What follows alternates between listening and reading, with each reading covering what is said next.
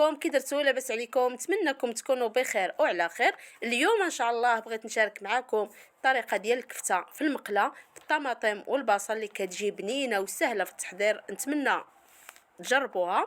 وقبل ما نبداو فيديو، الا عجبكم فيديو ما تنساونيش بلي لايك والاشتراك في القناه باش يوصلكم كل جديد قناه زينب. نبداو على بركه الله، ندوزو المقادير وطريقه التحضير. عندي 750 غرام من الكفته ديال البقري، بصله كبيره مشلضه، معلقه كبيره من القزبور ومعدنوس اللي ديجا وجدتها معاكم، معلقه صغيره من العطريه ديال اللحم، نص معلقه كمون، نص معلقه تحميره،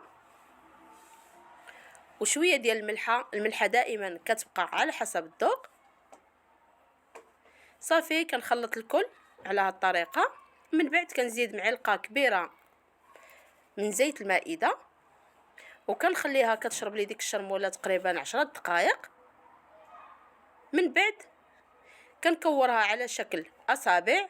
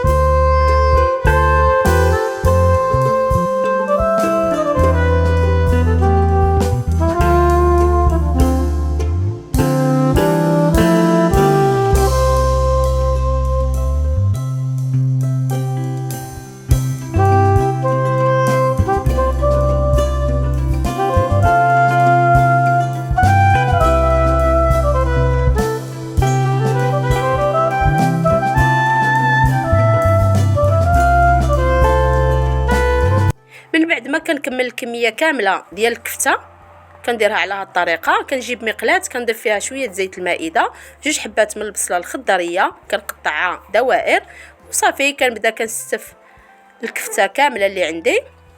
فوقها كندير 2 ديال الطماطم اللي قطعتهم دوائر حتى هما، كنخليهم بالقشره، يمكن لكم تحيدوها اليكم الاختيار. صافي وكنخليهم كيطيبوا على خاطرهم. كنرافق معاهم سلطه مغربيه، عندي المكرونه اي نوع كتفضلوا، حبه من الفلفله شويتها وقطعتها، 2 حبات من الجزر وحبه من البطاطا اللي سلقتهم وقطعتهم مربعات صغيره، 1 الخياره مقطعه دوائر، شويه من الطماطم سوريز، معلقه كبيره من المايونيز، شويه من الملحه،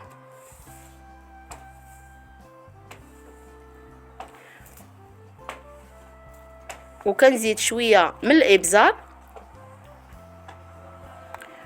والحامض، عصير الحامض كنضيف غير شويه، وشويه من زيت الزيتون تقريبا معلقه صغيره، والزيتون الاسود اختياري.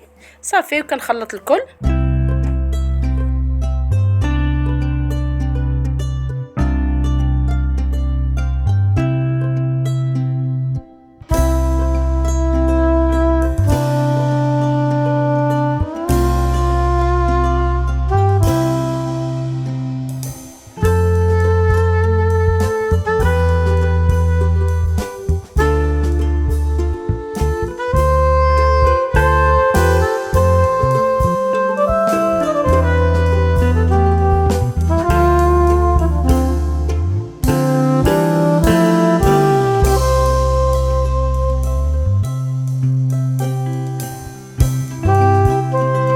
والسلطه وجدات بالصحه والراحه كتجي على هذه الطريقه، والكفته حتى هي وجدات لي.